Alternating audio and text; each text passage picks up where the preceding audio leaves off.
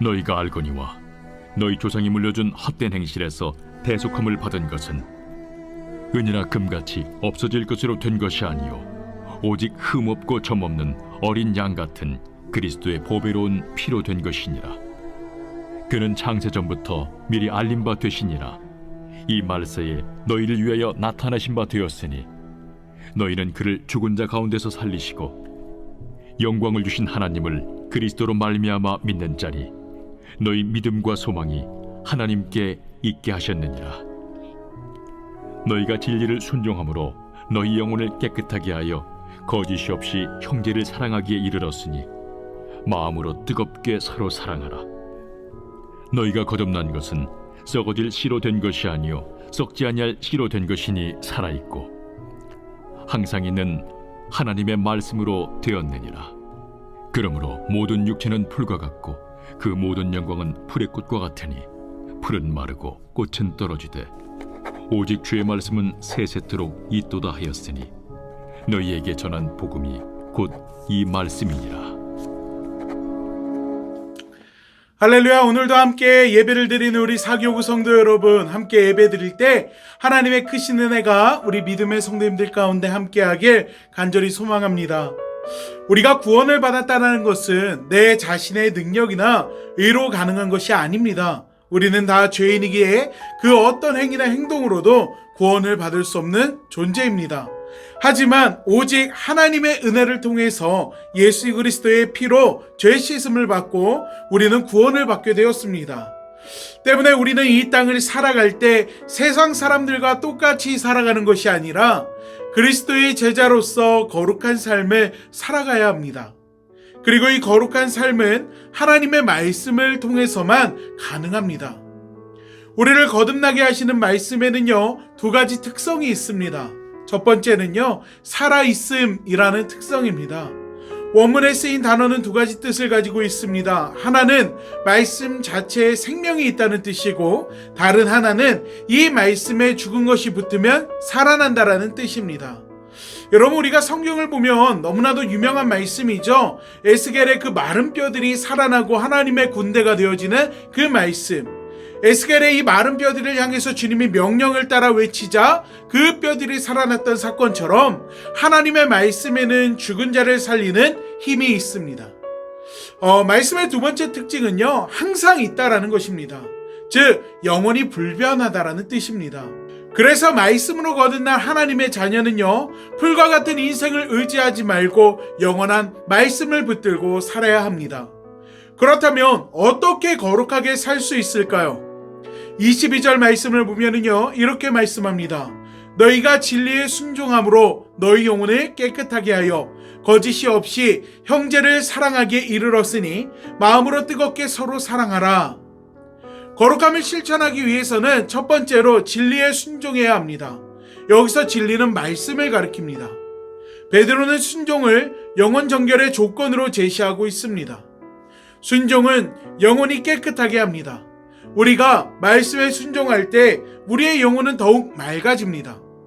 우리가 진리의 말씀을 순종할 때 거룩함을 실천하게 되는 것입니다. 하나님은 우리의 순종을 가장 기쁘게 받으십니다. 말씀에 순종하는 것이 곧 그리스도께 순종하는 것입니다. 그리스도께 순종하는 것이 거룩함을 받은 성도로서의 삶을 걷게 하는 것입니다. 또한 베드로는 우리에게 형제를 사랑하라고 권면하고 있습니다. 거룩함을 실천하는 것은 사랑입니다. 거룩함은 형제의 사랑으로 이어지는 것입니다. 형제 사랑에는 첫 번째로 거짓이 없어야 하고 두 번째로 뜨거운 열심이 있어야 합니다. 형식적인 사랑이 아니라 가슴에서 우러나오는 진실되고 열심 있는 사랑으로 형제와 자매를 대하라고 말씀하고 있는 것입니다. 우리에게 가정이나 학교나 또 교회나 직장이나 인간관계에서 형제와 자매를 향해 오래 참지 못하고 온유하지 못하고 친절하지 못하고 시기했던 모습은 없었습니까? 오늘 우리가 함께 예배를 드리는 이 시간을 통해서 예수님께서 우리에게 말씀하시는 이 사랑을 함께 회복하기를 간절히 소망합니다. 진리를 순종함으로 거룩함을 실천할 수 있는 우리 믿음의 성도님들 되시길 간절히 원합니다. 그리하여 날마다 성화되어 가고 정말 세상 사람들과 분별된 하나님의 백성으로 예수 그리스도를 따르는 믿음의 제자로서의 삶을 살아갈 수 있는 여러분이 되시기를 간절히 축복합니다. 우리 기도하겠습니다. 사랑의 하나님, 오늘 거룩함을 실천하라라는 말씀의 제목을 가지고 우리가 함께 말씀을 나눴습니다. 하나님, 우리 인간의 모습을 돌이켜보고 또 우리의 자신들의 모습을 돌이켜보면 우리는 하나님의 구원을, 그 놀라운 은혜를 입을 만한 존재가 아님에도 불구하고 주님께서 우리를 사랑하여 주셔서 우리의 허다한 모든 죄를 덮어주시고 허물을 감싸 안아주시고 또 예수 그리스도의 그 피를 통하여서 우리의 모든 죄값을 대신 치러주심으로 이제는 하나님을 아버지라 부르며 주님을 따르는 믿음의 제자로서의 삶을 살아갈 수 있게 하심에 감사를 드립니다. 하나님, 오늘 함께 예배를 드리는 우리 사교구 성도님들, 하나님께서 이 시간 우리 성도님들과 함께 하여 주시고 또 우리 믿음의 성도들은 하나님께서 함께 하신다라는 그 사실을 삶 속에서 깊이 깨우치고 또한 아버지 느끼며 살아갈 수 있게 하여 주시옵소서. 그리하여서 세상 사람들과 구별된 거룩한 자의 삶을 살아가며 이 땅에 예수 그리스도의 삶을 온전히 드러내고 나타낼 수 있는 하나님, 예수 그리스도의 향기를 날리는 본이 되는 그러한 우리 믿음의 성도님들 될 수 있도록 하나님께서 이 시간 붙들어 주시길 원합니다. 하나님, 우리 믿음의 성도들의 삶 가운데에는 힘들고 어렵고 괴롭고 근심되며 염려되는 일들이 많이 있습니다.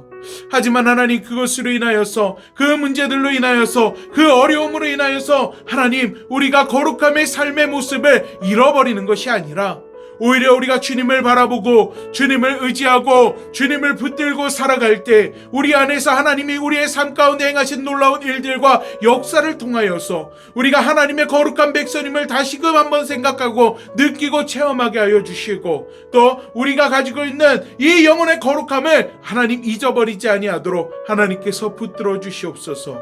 그리고 우리가 이 땅을 살아갈 때 온전히 하나님 거룩한 믿음의 백성으로서의 삶을 온전히 드러내며 많은 이들을 사랑하고 품고 예수님께서 그러했듯이 우리도 다른 이들을 섬기며 살아갈 수 있는 믿음의 백성들 되게 하여 주시옵소서.